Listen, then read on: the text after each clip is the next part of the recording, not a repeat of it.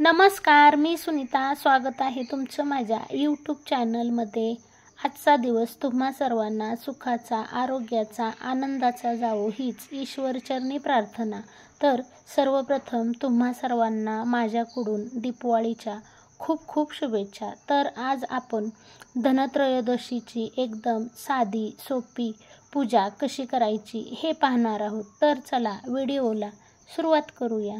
तर आता सर्वप्रथम मी तुम्हाला या पूजेची मांडणी सांगते. जमीन स्वच्छ पुसून घेतली, त्यानंतर चौरंग किंवा पाट घ्यायचा आहे. मी पाट घेतला आहे. पाटावर लाल वस्त्र हंतरून घेतले आहे. त्यानंतर पाटाभोवतीने रांगोळी काढली आहे. 2 समया मांडल्या आहेत. हे मी डेकोरेशनसाठी मांडले आहे. नंतर 5 सुगड घेतली आहेत. या 5 सुगडमध्ये 5 धान्य घेतली आहेत. एकात तूर डाळ घेतली आहे, एकात उडीद डाळ घेतली आहे, एकात मूग डाळ घेतली आहे, एकात अख्खे मूग घेतले आहेत आणि एकात धने घेतले आहेत. आज धनत्रयोदशी आहे म्हणून धन्याचा खूप मान आहे, महत्व आहे. त्यानंतर इथे मी धन्वंतरी देवता ही आरोग्याची देवता मानली जाते आणि आरोग्यासाठी आपल्याला काय घ्यायचं आहे तर आपण आयुर्वेदिक काही वस्तू घेतल्या आहेत. तर इथे मी कडुलिंब घेतला आहे, कढीपत्ता घेतला आहे, त्यानंतर लवंग, वेलची, जिरे घेतले आहे, मिरे घेतले आहे, दालचिनी घेतली आहे. असं हे आपण आरोग्यासाठी आपल्याला सर्दी खोकला झाला तर आपण लवंग, जिरे, मिरे, दालचिनी, कडुलिंब अशा बऱ्याच आजारावर आरोग्यदायी असं हे आपल्याला या वस्तू घ्यायच्या आहेत. त्यानंतर इथे मी आपल्या डाव्या बाजूला कलश मांडला आहे. कलशाखाली तांदूळ घातले आहेत, त्यावर कलश ठेवला आहे. कलशामध्ये पाणी, हळद, कुंकू, सुपारी, पैसा, 1 फूल घातले आहे आणि कलश भरून ठेवायचा आहे. त्यावर विड्याची 5 पाने घातली आहेत आणि नारळ ठेवला आहे. नारळाची शेंडी अशी वर करायची आहे आणि हुडका खाली करायचा आहे. त्यानंतर इथे मी धने घेतले आहेत. आज धन्याचा मान आहे म्हणून एका वाटीत धने आणि गूळ घेतला आहे. त्यानंतर धन्वंतरी देवतेचा फोटो घेतला आहे. तुमच्याकडे मूर्ती असेल तर मूर्ती घेऊ शकता. त्यानंतर आपल्याला कोणत्याही पूजेचा आरंभ करण्यासाठी गणपतीची मूर्ती घेतली आहे. तुमच्याकडे गणपतीची मूर्ती नसेल तर तुम्ही सुपारी सुद्धा घेऊ शकता. त्यानंतर इथे माझ्याकडे लक्ष्मी मातेची मूर्ती आहे म्हणून मी लक्ष्मी मातेची मूर्ती घेतली आहे. तुमच्याकडे लक्ष्मी मातेची मूर्ती असेल, फोटो असेल तर घ्या, नसेल तर सुपारी म्हणून लक्ष्मी माता पूजनात घेतली तरी चालेल. त्यानंतर आता गणपती बाप्पांसाठी नैवेद्य म्हणून गुळ खोबरे घेतले आहे. वाहण्यासाठी अक्षता घेतल्या आहेत. अभिषेक करण्यासाठी दूध घेतले आहे, पाणी घेतले आहे, फुले घेतली आहेत आणि हळदी कुंकू घेतले आहे. आणि आपण आज या धनत्रयोदशीची पूजा झाल्यानंतर धन्याचाच नैवेद्य दाखवणार आहोत आणि घरातील सर्वांना धने आणि गुळच खायला देणार आहोत. कारण धने आणि गुळ हे आरोग्यासाठी चांगले असते म्हणून धने आणि गूळ आवर्जून खावा. पण हल्ली कोणी धने गूळ खात नाही, पण धनत्रयोदशी दिवशी तरी धने आणि गूळ खाल्लाच पाहिजे. आणि आता आपण पूजेला सुरुवात करूया. तर सुरुवातीला आपण निरंजन लावून घ्यायचे आहे. इथे मी निरंजन सुद्धा घेतले आहे आणि आता निरंजनाचे पूजन करून घ्यायचे आहे. निरंजनाला हळदी कुंकू लावून घ्यायचे आहे. स्वतःला सुद्धा हळदी कुंकू लावून घ्यायचे आहे. त्यानंतर अक्षता व्हायच्या आहेत, 1 फूल व्हायचे आहे, धूप लावायचे आहे आणि धूप ओळून निरंजनाला नमस्कार करायचा आहे आणि मंत्र म्हणायचा आहे. दिव्या दिव्या दीपककार, कानी कुंडल मोतीहार, दिव्याला पाहून नमस्कार.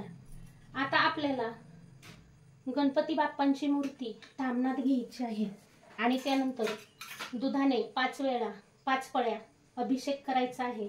ओम गण गणपतये नमो नमः. ओम गण गणपतये नमो नमः. ओम गण गणपतये नमो नमः. ओम गण गणपतये नमो नमः. ओम गण गणपतये नमो नमः. त्यानंतर 5 पळ्या पाणी घालायचे आहे आणि ही बाप्पांची मूर्ती स्वच्छ पुसून घ्यायची आहे.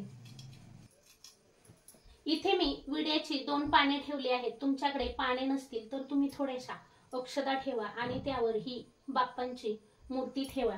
त्यानंतर बाप्पांना हळदी कुंकू अर्पण करायचे आहे. हरिद्रं कुंकुम समर्पयामि। अक्षदानं समर्पयामि। पुष्पं समर्पयामि।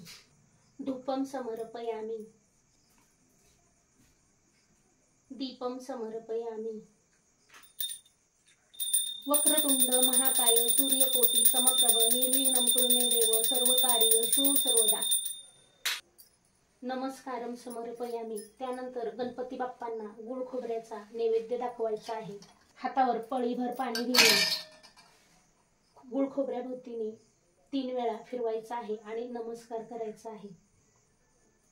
त्यानंतर आपल्याला आता लक्ष्मी मातेची मूर्ती या तामणामध्ये घ्यायची आहे आणि 5 पळ्या दुधाचा अभिषेक करायचा आहे। दुधाचा अभिषेक करताना लक्ष्मी मातेला सांगायचे आहे की हे माते, मी आपणास दुधाचा अभिषेक करीत आहे।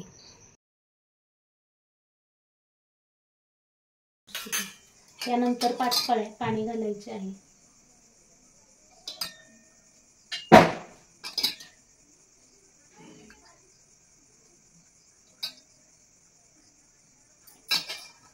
आता लक्ष्मी मातेची मूर्ती सुद्धा आपल्याला स्वच्छ पुसायची आहे। त्यानंतर इथे मी विड्याची पाने मांडली आहेत, त्याच्यावर लक्ष्मी मातेची मूर्ती ठेवणार आहे। आता लक्ष्मी मातेला सुद्धा हळद कुंकू अर्पण करायचे आहे। अक्षदा व्हायच्या आहेत, फूल व्हायचे आहे, धूप ओवाळायचे आहे, निरांजन ओवाळायचे आहे आणि नमस्कार करायचा आहे। नमस्कारम समर्पयामि।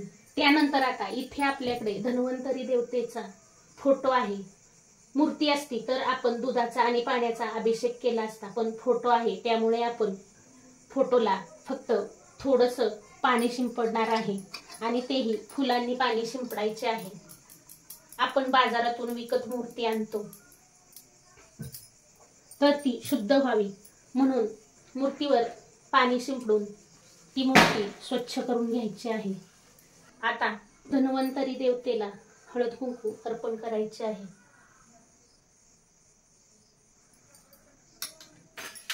अक्षदा अर्पण करायच्या आहेत, फूल व्हायचे आहे, धूप ओवाळायचे आहे, निरंजन ओवाळायचे आहे,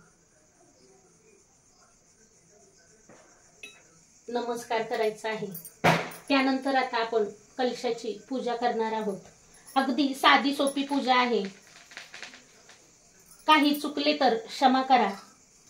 प्रत्येकाची पूजा करण्याची, पूजा सांगण्याची पद्धत वेगवेगळी असते। भागाभागात पूजा वेगवेगळ्या पद्धतीने केली जाते। मी जशी करते आहे तशी तुम्हाला दाखवत आहे।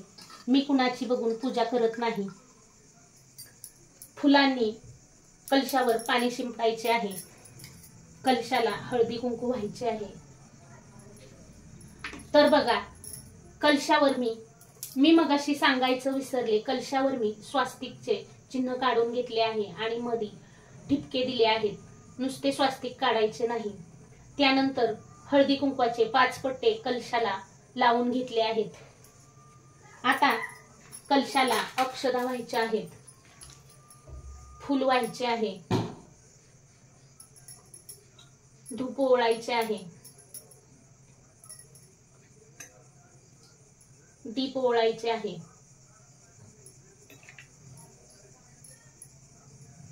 आणि नमस्कार करायचा आहे। त्यानंतर आता आपल्याला आरोग्याची देवता म्हणून जे आपण हे आयुर्वेदिक कढीपत्ता, तमालपत्र, लवंग, दालचिनी, जिरे, मिरे, कडुलिंब घेतला आहे, त्याची पूजा करायची आहे। याला सुद्धा फुलांनी थोडेसे पाणी शिंपडायचे आहे, हळदी कुंकू व्हायचे आहे, अक्षदा व्हायच्या आहेत, फूल व्हायचे आहे, धूप ओवाळायचे आहे, दीप ओवाळायचे आहे आणि नमस्कार करायचा आहे। त्यानंतर आपण इथे जे धान्य घेतले आहे या धान्याची पूजा करायची आहे। धान्यावर सुद्धा पाणी शिंपडायचे आहे, हळद कुंकू व्हायचे आहे,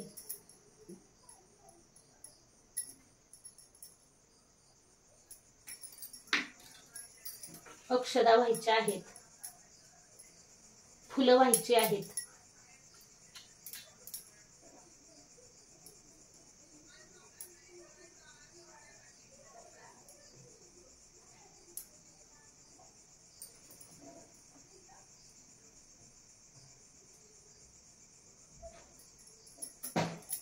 धूप ओळायचे आहे, दीप ओळायचे आहे आणि नमस्कार करायचा आहे. त्यानंतर आता आपल्याला धने आणि गुळाची पूजा करायची आहे. फुलांनी थोडेसे पाणी शिंपडायचे आहे, हळद कुंकू व्हायचे आहे.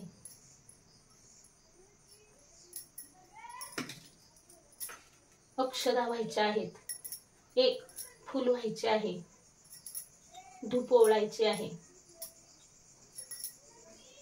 दीप ओळायचे आहे आणि नमस्कार करायचा आहे. तर या पद्धतीने मी अशी साधी भोळी पूजा केली आहे.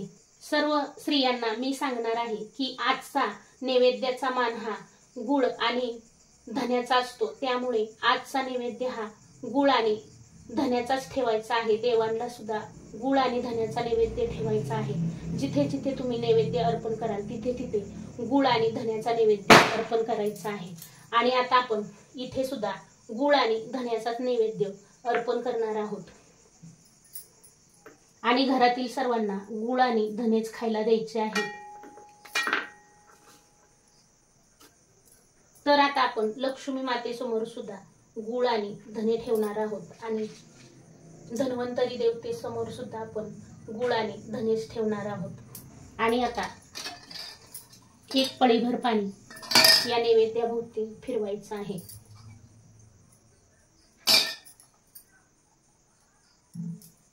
तर या पद्धतीने मी एकदम साधी सोपी आणि पटकन होणारी धनत्रयोदशीची धन्वंतरी देवतेची पूजा करून दाखवली आहे. तुम्हाला माझी ही पूजा कशी वाटली? जर काही चुकले असले तर क्षमा असावी. आणि इथे आपली पूजा पूर्ण झाली आहे. जर तुम्हाला काही स्तोत्र मंत्र येत असतील तर ती तुम्ही अवश्य म्हणा. आणि त्यानंतर आता हा धन्याचा नैवेद्य देवांना आणि घरातील सर्वांना द्यायचा आहे. तर आता आपली ही पूजा पूर्ण झाली आहे आणि आता धन्वंतरी देवतेला हात जोडून नमस्कार करून आपल्या घरातील सर्वांच्या आरोग्यासाठी प्रार्थना करायची आहे. आणि आता हा नैवेद्य देवापुढे ठेवायचा आहे आणि त्यानंतर गुळ आणि धने सगळ्यांना खायला द्यायचे आहेत. तर तुम्हाला माझी आजची ही पूजा कशी वाटली कमेंट करून सांगायला विसरू नका.